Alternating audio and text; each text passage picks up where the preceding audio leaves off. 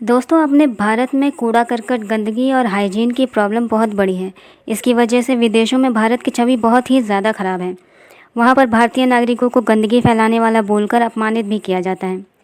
भारत में इतना कचरा क्यों दिखाई देता है? अगर ये सवाल पूछा जाए तो अक्सर यही जवाब मिलता है कि लोग अपने घर का कचरा कहीं भी फेंक देते हैं। सामान इस्तेमाल करके रैपर और प्लास्टिक वहीं पर छोड़ देते हैं।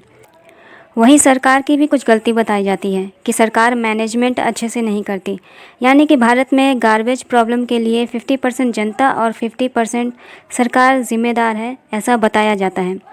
ये भी कहा जाता है कि सरकार मैनेजमेंट कर भी दे तो लोग लापरवाही करते हैं। इसी वजह से यहाँ गार्बेज प्रॉब्लम इतनी बड़ी हुई है। पर यकीन मानिए, इस प्रॉब्लम के लिए आम भारतीय लोगों की 0% गलती है। भारत में ये गंदगी की प्रॉब्लम टोटल सिस्टम फेलियर है।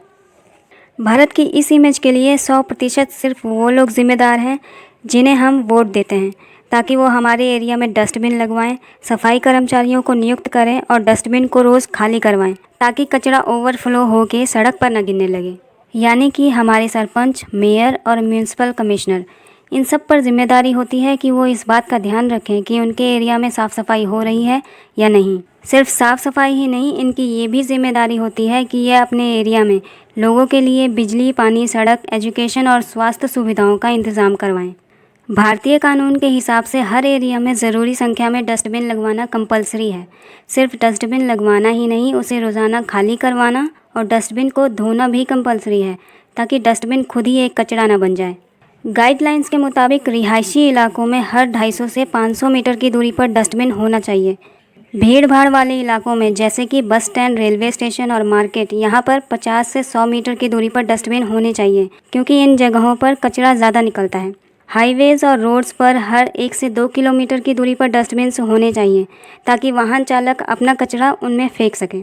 अब आप बताइए कि आपके एरिया में कितने डस्टबिन हैं, और अगर हैं तो क्या उन्हें रोज़ खाली किया जाता है, और क्या डस्टबिन की सफाई होती है?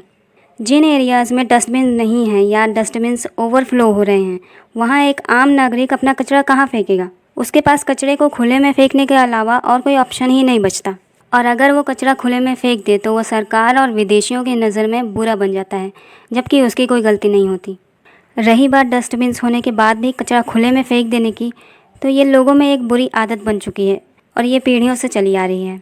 ये आदत एजुकेशन की कमी से है, और एजुकेशन की कमी लोगों की गलती नहीं है, ये उनकी गलती है जिनके ऊपर जिम्मेदारी है लोगों को एजुकेट करने की और फैसिलिटीज़ देने की, यानी कि हमारी सरकारें। लोगों को ग्राउंड लेवल पर ट्रेनिंग की ज़रूरत है, ताकि वो डस्टबिन्स का सही इस्तेमाल करने की आदत बना पाएँ और अपने बच्चों को भी सिखा पाएँ। लेकिन इससे पहले उन्हें डस्टबिन्स मिले तो सही।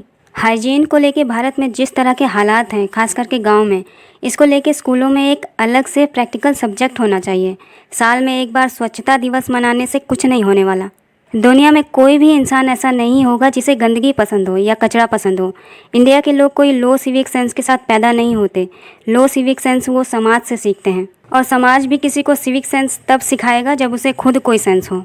बचपन से जो हमारी आदतें बनती हैं, उन्हें बदलना आसान नहीं होता, खुद से ही बहुत लड़ना पड़ता है। लेकिन ट्रेनिंग से ये आदतें बदली जा सकती हैं। लोगों को ब्लेम करना सरकारों की लापरवाही को जस्टिफाई कर देता है, यानी कि जायज़ बना देता है, और उनके करप्शन को भी छुपा देता है। सरकार अपना काम ना भी करे तो भी उन्हें वो मिल जाता है जो उन्हें चाहिए, लेकिन हम आम जनता पर एक्स्ट्रा बोझ आ जाता है और बदनाम भी हम ही होते हैं। इसीलिए कई लोगों ने गंदगी को इग्नोर करना सीख लिया है। उन्हें फ़र्क ही नहीं पड़ता कि वो कचरा कहाँ फेंक रहे हैं। वो सिस्टम से हार मान चुके हैं। हमें अपने एरियाज़ में हाइजीन को लेकर ट्रेनिंग की ज़रूरत है। पूरी फैसिलिटीज़ और ट्रेनिंग होने के बाद भी अगर हम ना सुधरें तो हमारी गलती होगी।